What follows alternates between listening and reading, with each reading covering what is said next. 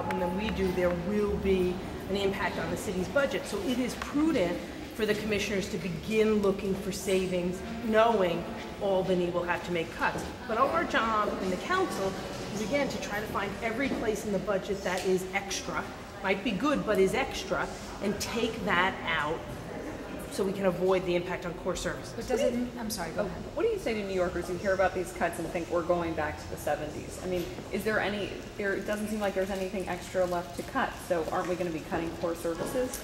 I want to ensure New Yorkers that the last thing we are going to allow to happen is us to go back to the 70s. That simply cannot and will not occur. We are not going to be so dumb that we repeat the mistakes of the past. I think there will be impact eventually to the cuts we're taking. It's impossible to say there wouldn't. I do still think there are still cuts that we can make that won't cut into the core. For example, if you look at something like the Department of Design and Construction, they're proposing $20 million to hire consultants next year to help staff do better estimates on what projects will cost. Let's hire people to do scoping estimates who can do scoping estimates. Let's not spend $20 million to hire consultants to help us do that. That is one example of a way you can make a cut, something that might be good, but isn't core and isn't critical. Is it possible that this is moving too fast in terms of the deflationary cycle, zero treasuries, that you may need some kind of federal thing at the municipal and state level sooner rather than later? Look, we will take help from anybody who wants to offer it and anywhere that can give it. And certainly I think there are cities all across America that are excited about January 20th and hope that there will be an urban agenda and a real economic stimulus package that comes out of the Obama White House. But there, that is on some level beyond our direct control.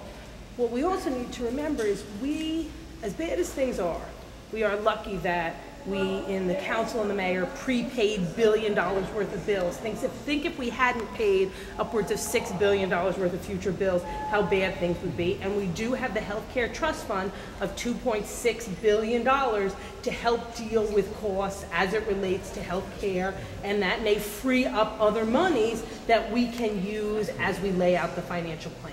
Does this affect your attitude toward the $400 rebate or not? No, I mean, the letter today doesn't affect my attitude for around the $400 rebate. One of our jobs is to do everything we can to expend every resource before we affect core services and core commitments to New Yorkers. The $400 rebate, in my opinion, is a core commitment we made to New Yorkers last spring. We have not, in my opinion, exhausted every resource that moves us to the place where we can renege on that core commitment. And has the mayor promised that he will send them out? Has he committed to you that he will in fact send them out? I'm not going to comment on my private conversations with the mayor. The 7% force reduction, do you think that would get into layoffs if that should come to pass next year? You're talking in the police department? No, in general. I mean, citywide, the 7%. As called for in Paige's letter, you guys have already been winnowing down now. We're into like the third phase of this. Obviously layoffs are the last thing you want to do in any city agency at any time. Commissioners are going to have to go and look and see what their options are before they get to that. We in the council are going to have to look even harder. We have a budget negotiating meeting in about an hour. We're going to, even before this letter, we're planning on in that meeting looking for additional cuts. So all of us are going to have to continue to do that, and hopefully we'll be able to prevent layoffs. But I can't say anything definitive now about what will happen in July. Thanks, guys. Thank you. This is overkill. The mayor's request. I think it is very prudent for commissioners to be looking for as many programs as they can. It's prudent for commissioners to be looking for as many programs as they can to cut back that won't have an impact on core services. I wish it was overkill, but I don't think that's the case. Would you rather see